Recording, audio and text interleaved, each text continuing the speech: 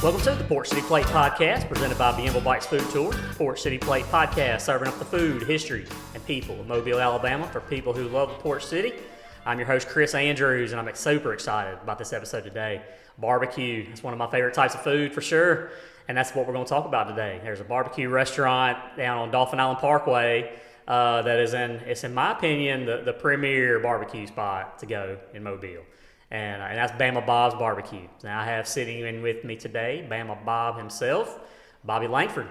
Thank you, Bobby, for joining me on the Port City Plate Podcast. Well, thank you for having me. Excited to be here and excited to be the first one to be interviewed in your new location. Yeah, I'm super excited. We got our new studio is inside the new location that we've got here on at 658 Spring Hill Avenue. That's at Spring Hill and Dauphin. And definitely got to say Dauphin because you're right here looking at it. So. Yep. We're right here at Dauphin Street, right across from another barbecue spot, Moe's Barbecue, right across from it. I know everybody knows where that is. So we got a little retail space here that we're going to have, and all the tours coming through here. So we're calling it the Bite. So y'all have to come by and check it out. We're kind of transitioning from Mardi Gras, getting out of the Mardi Gras where we had a little soft opening for our Mardi Gras tours here. And anyway, I'll talk about some of that too. But yeah, super excited. This would be the new home for the Port City Plate Podcast too. So yeah, excited about it. I just saw recently you coming up on your 5-year, your 5th anniversary at Bama Bob. So yeah, we just passed that last week. That's awesome. So tell me about the backstory. Talk to me about how you got started. Well, it's kind of a little different. It kind of started. I have a daughter with Down syndrome, and so years ago, when she was little, United Cerebral Palsy did a lot for kids with Down syndrome. And then they started out this barbecue contest in Mobile called the Hog Wild Barbecue Festival. And they asked us to volunteer. So, of course, me and my wife, we volunteered for the first few years. And then I thought, here's all these professionals coming here competing, and I would sure love to taste some of their barbecue. So I actually went to school and became a certified barbecue judge. So that way I could actually taste some of this good barbecue that they were cooking.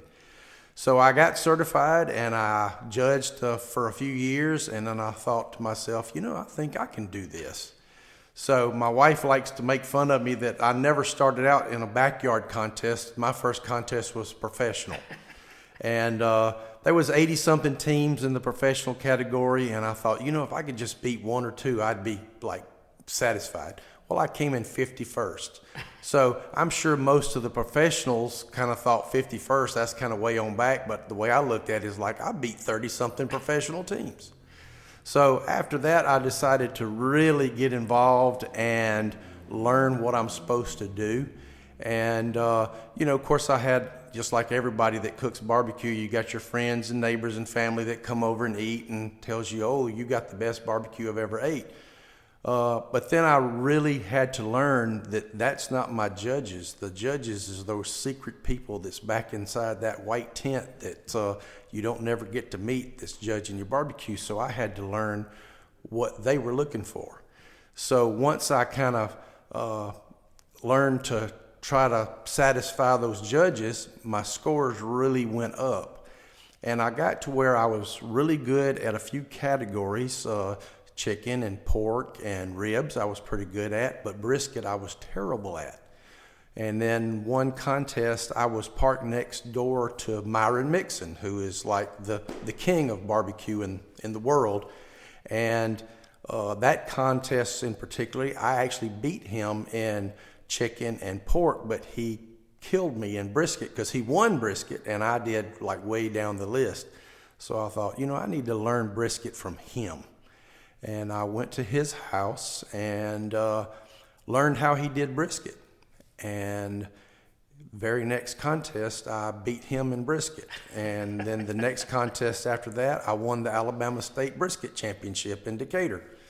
And so it's just learning the science of barbecue. I know that people kind of think it's just a backyard redneck kind of thing, but I learned the science of the fire, the smoke, the temp, what it does to the meat, and like I said, I learned what it takes to please the judges.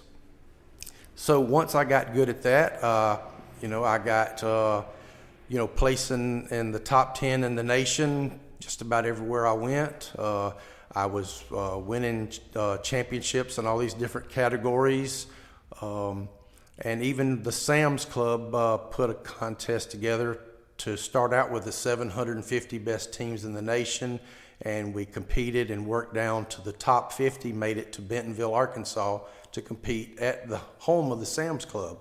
And I was one of those teams, and I ended up coming 5th in pork in the nation, and ended up doing the World Food Championships 3 years in a row, and got as high as 4th in ribs and 6th in brisket in the World Food Championships. And I was kind of getting tired of the corporate world, and we was thinking about opening up a restaurant. So, of course, I wanted to go really big and open up a big place, and my wife wanted me to go small. So, of course, like in any marriage, we compromised, and I did what she said. Smart man. So, in the restaurant business, we wanted to own our restaurant. So, I bought a place on Dauphin Island Parkway, something that, any work that I did to it, I would own and not have to give back away if I decided to get out of renting the place. So we did all this work and getting it ready, and then in that barbecue, I thought, my judges now are the people that come in with the money. So I need to cook not what I want, but what these people want. And so it's a little different than competition barbecue, because typically the average consumer likes things even more tender than they do in a competition. So before starting out with the restaurant, we did the food truck until we got the restaurant ready. And then once the restaurant became ready, it was one of those things where my wife thought that her and my daughter with Down syndrome could, open up and sell a little barbecue at lunch. Maybe in the afternoon when it's slow, watch Judge Judy wrap some silverware and then sell a little barbecue in the evening, and I could just cook it. Well, from day one, we realized it was much bigger than that. So we have a lot of employees now, and my wife and daughter do not even work at the restaurant. But it's been one of those things where some of the menus, items like the meats and stuff, I design how they're going to be cooked and seasoned and everything. But then a lot of our sides, our staff determined how they were going to be. I have Chef Carlos. He's been with me since almost the beginning. And, of course, he's the one that developed the collards that you like so much. I love them spicy collards. And, he tells me that he makes it from his grandmother's recipe. And he puts the pepper sauce and stuff in it so you don't have to add anything. But other things like our mac and cheese, that was kind of like developed by the whole staff. The whole staff got together and decided how much cheese and how much spices and stuff to go in it. So it was kind of like a staff developed recipe. And a lot of our other sides are the same way. Our coleslaw, people might notice that it's very similar to the old cock of the walk coleslaw, which it is. We changed a couple of ingredients to make it our own, but still just as popular, and people come and buy just the coleslaw sometimes. So, but one thing that all my employees get to do every day, it's kind of a rule at our restaurant, is every employee tastes everything every day. If there's something that's not right, we throw it out. And when I say not right, it might still be good, but it might not be what it's supposed to taste like. So we're very consistent about what our food's supposed to taste like daily. We have lots of compliments every day about how good everything is, and I tell everybody it has to be good because we eat it too. And literally, you can probably sometimes come in when we're a little slow and see that we're consuming the food ourselves. Right. So, like I said, we try to make everything good because we like to eat it too. Anyway, a lot of people think that we have some of the best brisket around, and even in competition, I scored really good in brisket once I learned the secrets. And some of the secrets is, everybody has these secret brisket rubs and stuff. Well, I'll tell everybody my secret brisket rub, it's salt and pepper and lots of it. I don't just sprinkle it on, it's coated on. And, even in competition, when I was winning and scoring so good, everybody thought I had some kind of secret brisket rub, and I would video it, or even get some of my professional competitors, some that you've even seen on TV, would come and watch me just put salt and pepper and then cook the brisket and then beat them in the end. Man. So a lot of our things that we do so well on, you would be surprised that we just keep it real simple. Right. And we only use hickory, so we let the hickory wood do most of the work. Okay. And then we, some of the things like the brisket we season before we cook it. Most of all of our other meats we don't season until after we cook it. Okay, so you got the science part figured out. Yes. What about sourcing your meats? I mean, is that an important part of the process? Well, the type of meat. Of course, we do chicken. We actually buy boneless, skinless chicken thighs that we smoke. And here lately in the after COVID world, if we can just find the products, that's the tough part. So we have 3 or 4 different food sources where we might get all the meat from one week, and then we might have to spread it out the next, just depending on who's got what. So that's been the tough part of sourcing, is just to find out who's got what, right. and who's got what that hadn't doubled in price, which that is a constant battle too. But we have a certain rib that we like to use. We use IBP. And we like those because they're nice and thick. And, every once in a while you'll get a miscut, but most of them are nice and thick. We buy, our briskets, we mostly get from U.S. Foods, and our pork butts we mostly get from Performance Food Group. So we just kind of like whoever we think has the best at the time is where we get it. Right. So you mentioned all these awards that you've won, and I know when you walk in your restaurant, that's one of the first things you notice when you walk in is just a few of your awards. And I'm sure you could probably fill up the entire restaurant with all your awards you've won. But what would you say is your specialty, though, out of all the things that you cook? What would you say is your specialty? Well, I could just say our pork is the most common. People come in and say, "Hey, what sells the most?" Well, pork. Pork is king. But then people who have our ribs, that's all they ever come in to get. And people who have our brisket, that's all that they ever come in to get. We do like the loaded potatoes, and I have to say, pork, chicken, or brisket, everybody loves them all. I prefer the brisket. But, some people only get the brisket because, maybe their religion or something, they can't eat pork. So we sell a lot of brisket that way too. Okay. And when we did actually go into business, I was actually not going to sell brisket because Mobile is typically not a brisket town. That's right. I know I don't get brisket in Mobile, just because it's just one of those things. It's like you usually only get brisket when you're in Texas, where right. you can actually trust it that's going to be good. Well, but you got some great brisket. And now we have people that visit from Texas, and they come in and they actually get the brisket, and sometimes they buy it to take back to Texas with them. Hey, that's the best compliment you can get right there. It definitely is. So you mentioned all that competing in the especially in the food sport events. Do you still compete in those events? Not since I opened up the restaurants. That's okay. just to do the food sport. That's kind of like a full-time job. Yeah, that's what I wanted to ask you about that. What is that experience like? Basically, it's spending all week long getting everything sourced and packed and ready to go. And when we did a competition, of course, we had a motorhome, and I had an enclosed cook trailer. And we would travel to the events ever how far they were away. Sometimes, you start traveling on Wednesday or Thursday. Typically, the competitions are always on Saturday, but all day Friday is a deal because when you go to a competition, the first thing that they do Friday morning is they inspect your meat to make sure that you haven't done anything to it and all that. And then after that, it is just lots of prep work. Injecting, and then, typically at a contest, 10 o'clock at night is when you start cooking the big meats.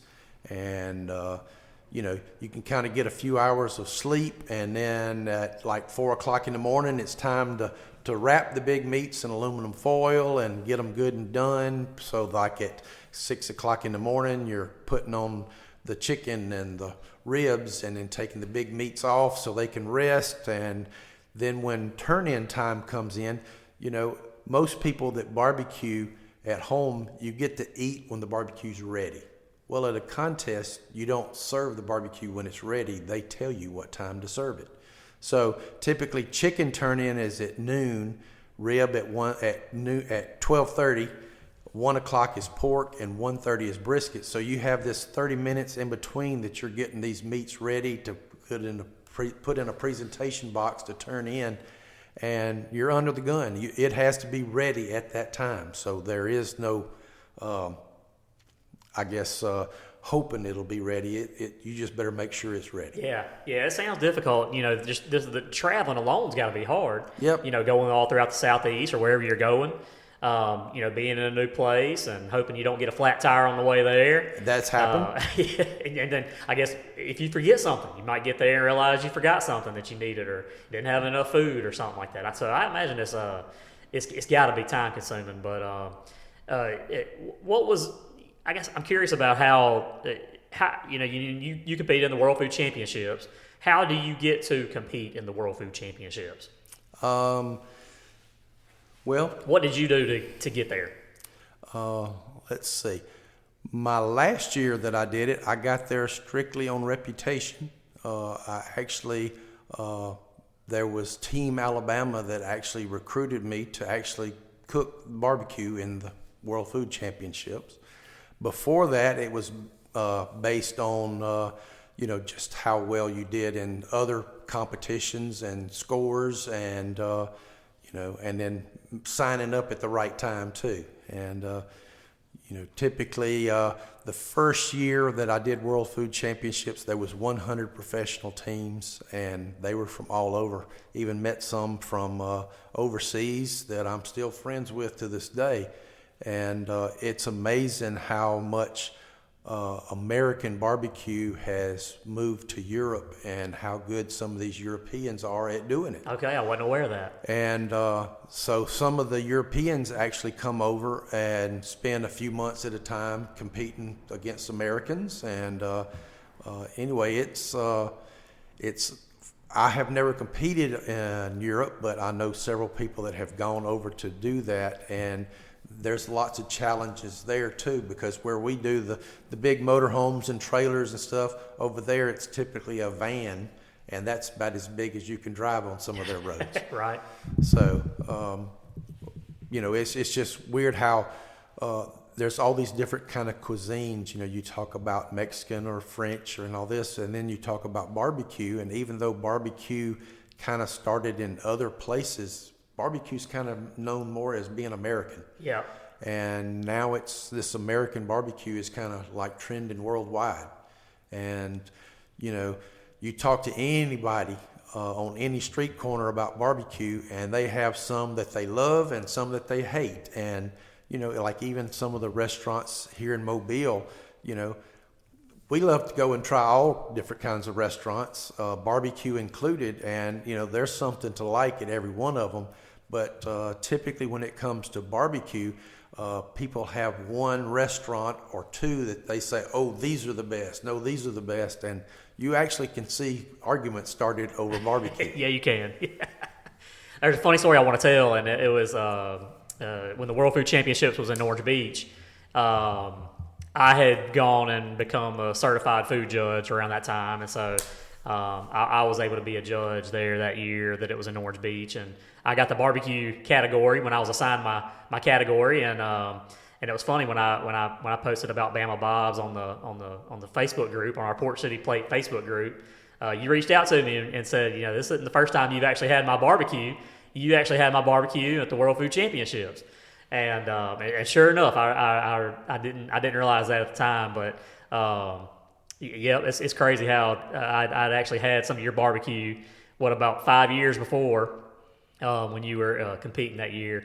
And looking back at those pictures, I do remember that plate of barbecue too. It did stand out. So I don't remember what the score was exactly, but no, I thought that was a really cool story about like I said, how I did have your barbecue well before Bama Bob's came along. Well, that particular contest I did not win, so you must not have gave me a good enough score. Well, you know what was funny? Like you said, you mentioned some of you don't know who the judges are. I do, man. I don't know where some of these people come from. It's mainly retirees, or a lot of snowbirds. Because a lot of these competitions, like you said, well, I know that one in particular. If I remember right, it was during the week, and during the week in midday when most people are at work. So I wouldn't say that it was probably the highest quality barbecue judges that you're going to find. Well, it's kind of weird because like I told you, how you kind of got to make a science of this. We would even study like at certain competitions where maybe they might have more mature judges than most, maybe older people. We would increase our salt content on our turn-ins because typically older people like things more salty. Okay, that's interesting. Yeah, it's just like I said, it's all kind of like a scientific thing, Yeah. I wanted to ask you about some of the challenges you've had. I know it's got to be a challenge opening up a restaurant, especially, you opened up 5 years ago and, we're in a different world now, but talk about some of the different challenges you've had having a restaurant, opening it, operating it, and then maybe talk about how you've overcome some of those challenges. Well, when I bought the restaurant that we were in, of course, we knew that we were going to remodel it, but I bought the restaurant just a couple of months before COVID hit. And then by the time we got the restaurant opened, then the first thing we had to do was put signs at every other table saying you can't sit here. So since we were like mainly a takeout, it actually kind of worked out good for us. COVID worked out good for us because we stayed busy. And since, like even normal business, 80 to 90% of our stuff is takeout anyway, opening up, I guess what people considered a takeout restaurant, COVID helped more than it hurt. So now that all these people that got used to eating there, they still come and then bring others and, but other than COVID, the other challenges that we have had is typically sourcing the products, the meats, even the little styrofoam boxes that we use. We wanted to do like 100% paper, like recyclable stuff. And we even tried to get it and find it, and come to find out the stuff was like 3 or 4 times the price if you could find it. So we were not able to do that. And then even the styrofoam boxes that might have gone from like $20 a case went up to $60, $70, $80 a case. Now things are coming back down a little bit, but most customers, whenever they're used to paying $5 for a sandwich and it goes up to $6.50, well, they think that, hey, typically this restaurant must be trying to rip me off because they're going up, but they just don't realize that what we pay is a lot more too. So we have tried to keep our prices consistently the same and as low as possible because, we know that you can price yourself out of business, price is a big concern to the consumer and availability. And typically, unfortunately for barbecue restaurants, when we cook so much barbecue.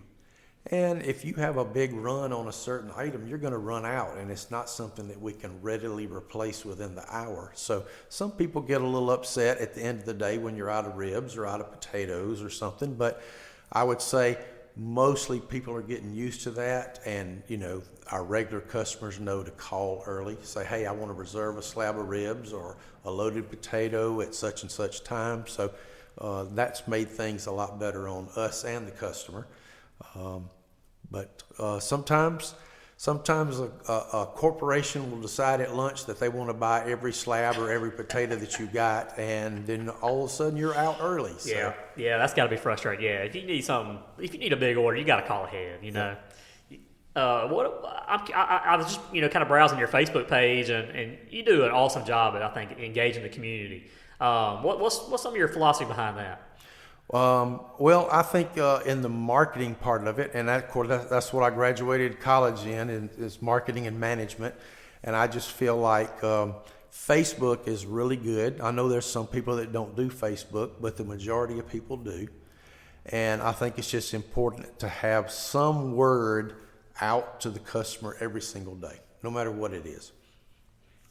So I'm guessing about 6 months ago, I started these deep thoughts. I know, I love these deep thoughts. So at first I just kind of was going to do a couple of them, and then I had some of my customers say, you need to make this a weekly thing. And then all of a sudden all these things kept coming to me, and it was a daily thing. And so it's been a daily thing for a long time, and I will have to say now it's a little bit more of a struggle to come up with these deep thoughts. And all right, so give me an example. Give me a deep thought for today. Well, let's see. What was the deep thought of the day? Let's see. Deep thought. I go to the kitchen looking for food, and all I find is ingredients.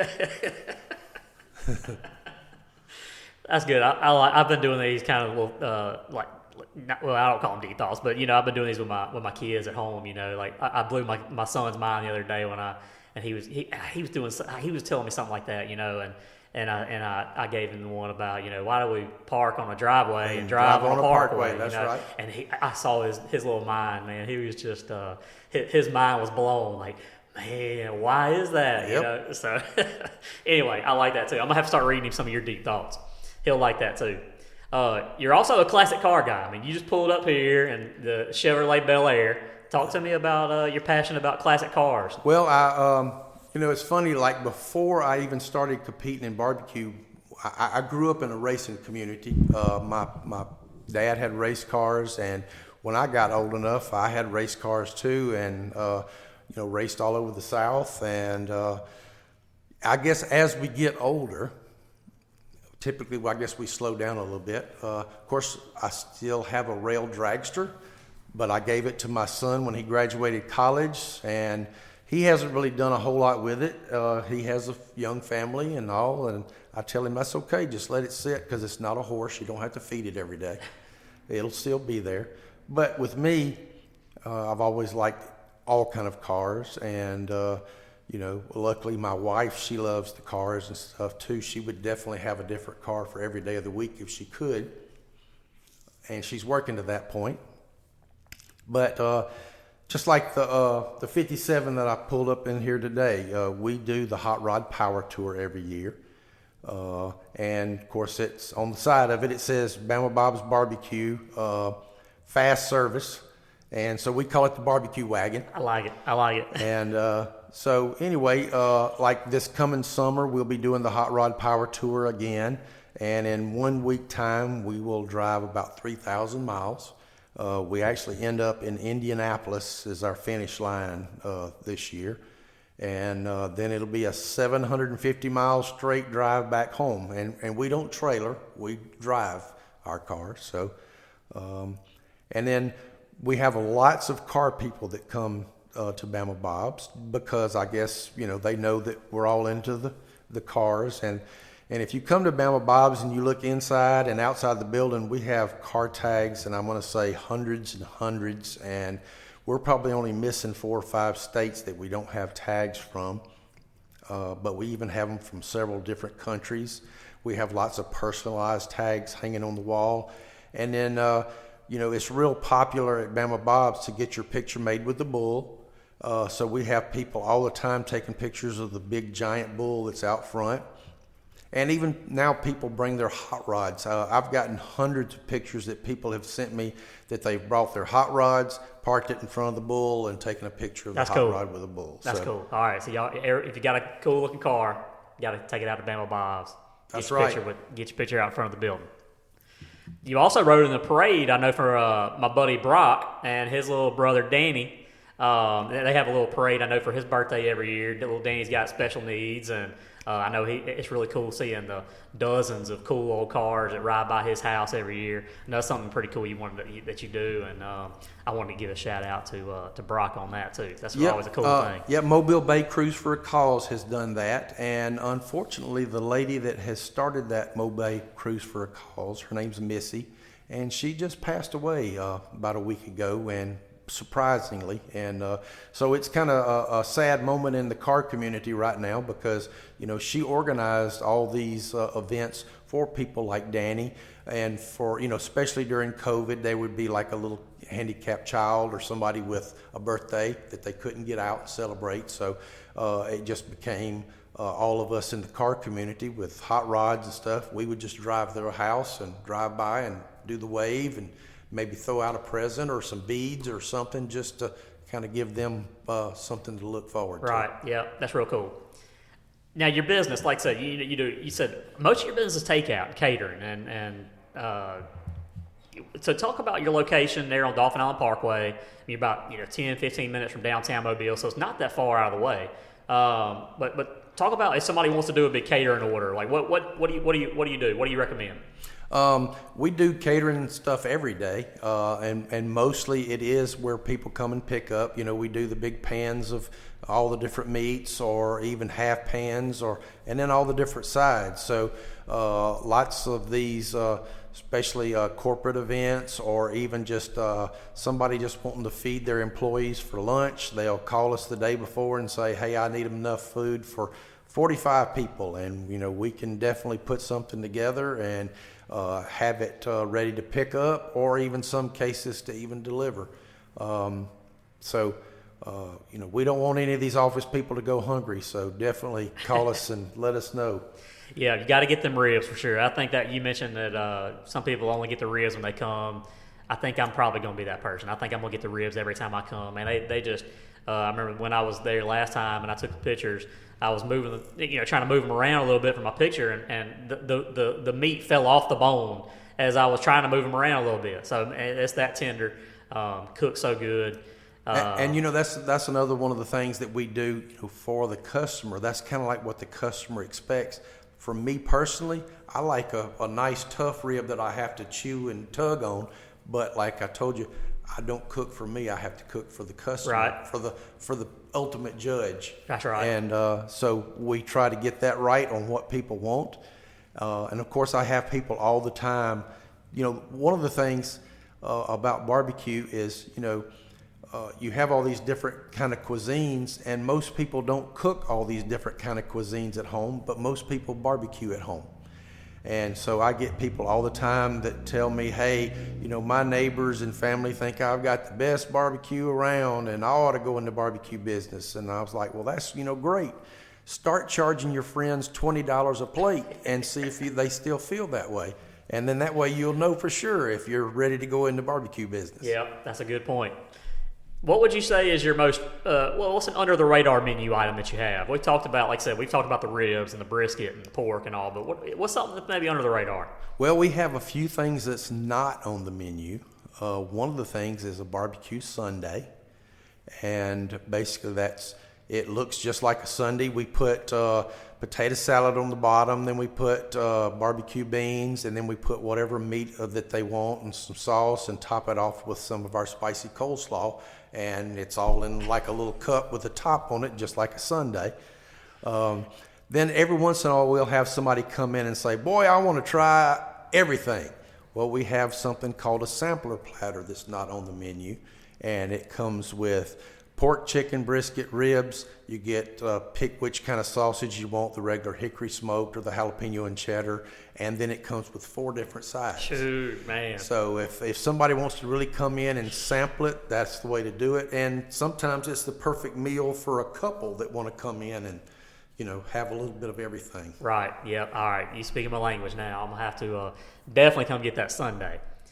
What's the future hold for Bama Bob's? What's your plan next 5-10 years from now? Well, if it was up to my wife, I'd be retiring soon. But really, I'm having too good of a time. To me, the barbecue business, I know lots of people go into business because they, are after the almighty dollar. And, of course, I'm one of those guys too, but the barbecue business is something that I enjoy. It's nothing more satisfying to me than have a line out the door of people wanting to come in and give you money for something that you cooked. And then after they're finished, they want to be sure they tell you that it's the best whatever that they've ever had, and they'll be back. To me, that's the ultimate satisfaction of, why I'm in the business. Is because I just love to hear the feedback. Of course, it kind of gives me the big head, and that's that's what everybody at any job that they do, they want to be kind of known as one of the best. No doubt about it. And I'm just the same. I want to be known as one of the best. And I never would have imagined that Bama Bob's barbecue would be good enough to even be in consideration of like Nappy Awards, but that we won a couple of Nappy Awards. The best new restaurant one year, the best new takeout, or the best takeout another. To be written up in all these different newspapers and magazines, and then ultimately even to be on your podcast is just I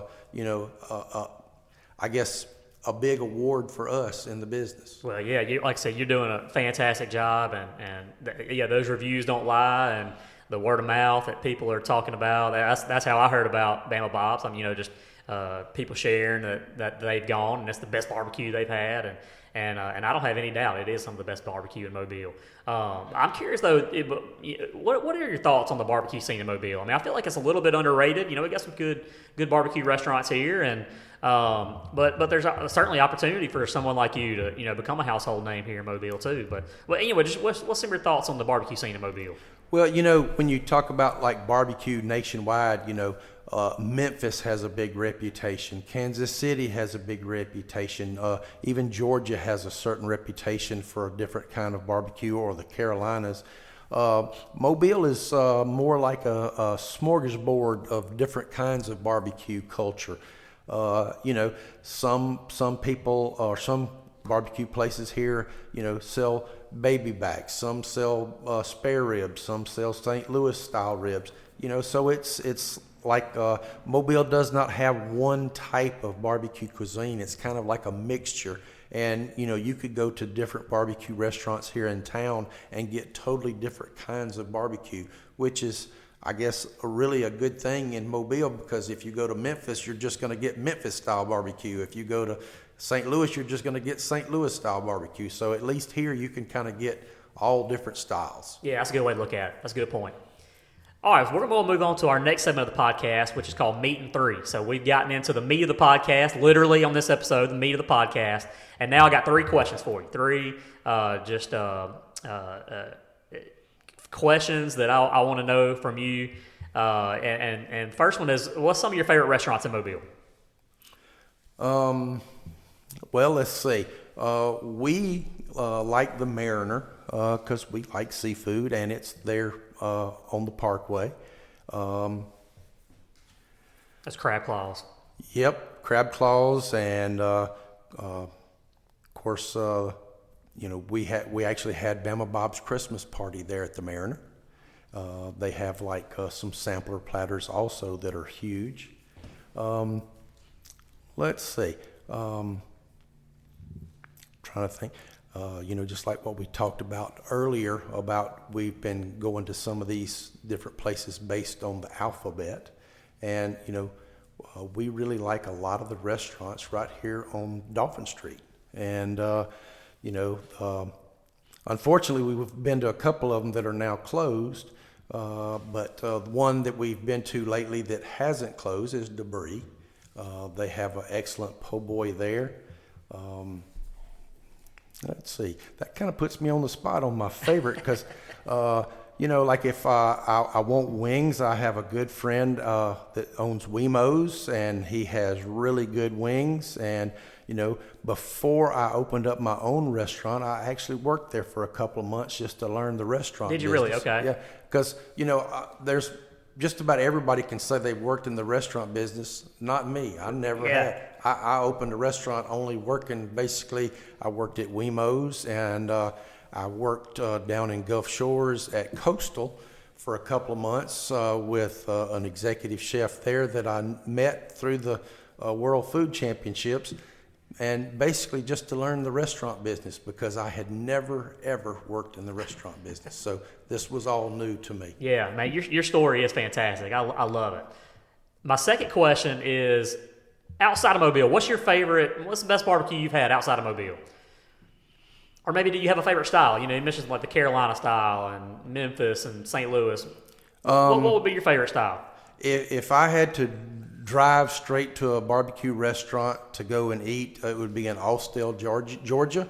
It's Wallace Barbecue. They serve baby backs and a vinegar-based kind of watery sauce, and it's totally different than what I do, but it's just something I like because I like most all of it. Yeah. And it's just something totally different. All right, my third question for you is, what is your favorite restaurant outside of Mobile, outside the Mobile area, but within driving distance? So maybe Baldwin County or, South Mississippi, maybe South Alabama. Well, one that I have just went to recently down at Gulf Shores, I think it's called Starliner. And mainly because it's got that classic car feel. And, I guess I've even told my wife that the next time we go there, I want to take my car to take a picture at their restaurant. Yeah, it's right there at the T, right? It's right there on 59. It so is. What kind of food they have in there? Kind of like diner type food, and it's good and it's reasonably priced for Gulf Shores because Gulf Shores is a tourist town. But like I said, it's the atmosphere, that diner feel, and the old classic cars sitting around, and I'm like a lot of other people. I go to restaurants not necessarily for how great the food is, but because I know how great the service is going to be. And to me, you can go eat at a mediocre meal at a restaurant and it has great service, and you're going to want to come back. And that's kind of like what we try to do at Bama Bob's. We hope that we have great food, but we also want to give you an experience. We want to take care of you. We want to wait on you. We want to welcome you and make you want to come back, not just for the food, but because of us. That's right. I like that. All right, last segment of the show is called Chris's Dishes. That's where I talk about the best dish that I've had lately. And I'll turn it over to you, Bobby, if you've got a dish that you've had lately you want to shout out to. But the best dish that I've had last week, I went over to Fairhope and I went and checked out Our Bistro, which is in a new location. So Our Bistro was formerly on Fairhope Avenue, right there downtown Fairhope for a long time. A part of the Taste of Fairhope tour when we first started giving the tour there. And they closed that store. They closed that restaurant for, I think the owners moved away or something like that. Well, anyway, they came back to Fairhope. Now they got a new location on Scenic 98. And it was the old Fish River Grill there on Scenic 98. And so I went back there and got the shrimp and grits with that crawfish gravy. And man, I'm telling you, it is something fine. So it's pretty cool to be back at Our Bistro after going there for so many years and it being a favorite. So it was really cool to see them open up again. But man, yeah, you got to, if you go there, you've got to get that shrimp and grits. Actually anything that says it's got crawfish gravy, anything that's got the crawfish gravy, you want to get that for sure. So that's the best dish that I've had lately. Bobby, what about you? What's the best dish you've had lately? Well, there's a place at the corner of Cottage Hill and Hillcrest. It's called Asian Garden. And I guess the reason I'm mentioning it is because in the last month I've been there twice and I've gotten the same dish both times. It's the Tokyo Tempura Shrimp.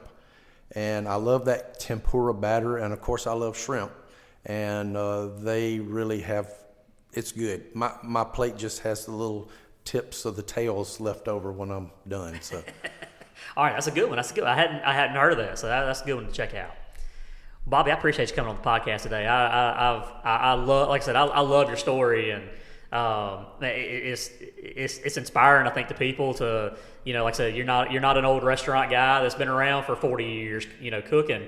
So I've enjoyed it, and I've also you really got me wanting to come back out there too. And I got to get the coleslaw next time. I always kind of shy away from coleslaw too, but now that I know that you got a little bit of that cock of a walk kind of recipe, that definitely intrigues me too. So, like I said, I'm excited to get back out there. Finally, I guess, tell us where exactly you are on Dauphin Island Parkway. We're at 3758 Dauphin Island Parkway. We're about 1.25 miles north of the Dog River Bridge. You can't miss it when you're traveling down towards the Dog River Bridge from the interstate. We have a big giant bullhead on the front of the building, and we're about 4 miles from the interstate. Okay, yeah, like I said, it's not far at all from downtown Mobile. Really not far from anywhere in Mobile. You don't think about it, but it is kind of centrally located right in Mobile. So, yep, definitely gonna check you out again, and I appreciate you coming on the show today. Thank you very much for having us. Yeah, thank y'all for listening to the Port City Plate podcast, and definitely y'all come see us down here. Come see me at the Bite, 658 Spring Hill Avenue at the corner of Spring Hill and Dauphin, in the little triangle right there. And come check it out. Come check out some of the food related items that we've got in here, and some of the Mobile merchandise. So we'll be open going forward. We're going to be open Wednesday through Saturday here at the shop during the day, and then of course we'll stay open late some nights, and hopefully have some really cool events here too. So I'll be sharing those, but yeah, super excited about this episode, and I just appreciate y'all listening. But we'll catch you on the next episode.